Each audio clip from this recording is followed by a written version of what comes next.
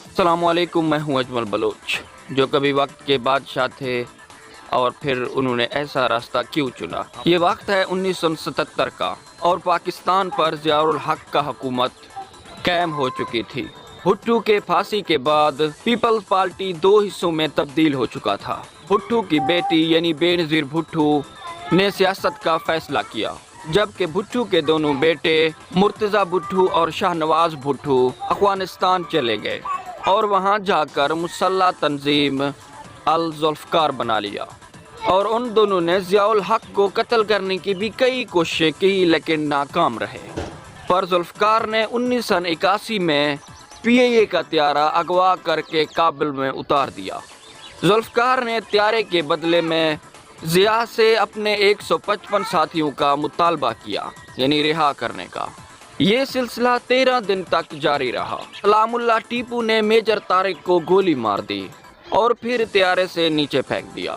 اس حادثے کے بعد ضیاء الحق کو مطالبات ماننے پڑے، لیکن اس واقعے کو زیادہ عرصہ نہ گزرا تھا کہ فرانس میں بھٹو کا بیٹا شاہ نواز بھٹو اپنے کمرے میں مردہ پایا گیا، اور وہ شخص جس نے میجر طارق کو گولی ماری تھی اسے افغانستان کابل میں پھانسی دے دیا گیا، اور ضیاء الحق نے پہلی تقریر میں 90 دن کے اندر الیکشن کروانے کا وعدہ کیا تھا کہ پاکستان میں جمہوری حکومت طے ہوگی، لیکن یہ صرف باتیں تھے، کیونکہ ضیاء الحق نے پاکستان پر 11 سال حکومت کی تھی۔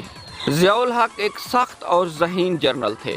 ایوب کا حال وہ دیکھ چکے تھے، کیونکہ جب ایوب نے عہدہ چھوڑا تھا تو اس کے ساتھ کیا ہوا تھا، اس لیے وہ اپنے عہدے پر برقرار رہے۔ بے نظیر بھٹو کو بھی 1984 میں جیل سے نکال کر جلا وطن کر دیا گیا۔ پیپلز پارٹی کو ہی نہیں بلکہ میڈیا کو بھی کوئی آزادی نہ ملا۔ فوجی افسر اخبارات میں جاتے اور چھپنے سے پہلے پورا جائزہ لیتے خبروں کا۔ اگر کوئی خبر ضیاء الحق کے حکومت کے خلاف ہوتا تھا تو اس کو ختم کر دیا جاتا تھا۔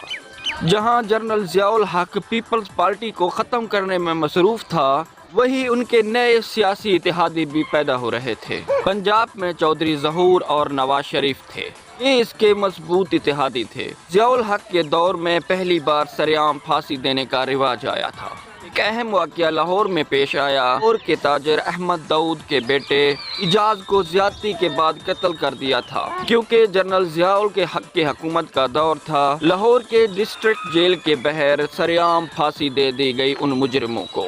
ان سخت سزاؤں کے بعد جرائم میں کافی کمی ہو چکی تھی، اور یہ تھا بھٹو کے خاندان کا سفر۔ اگر میری ویڈیو آپ کو پسند آئی تو لائک، شیئر اور سبسکرائب کر دیں۔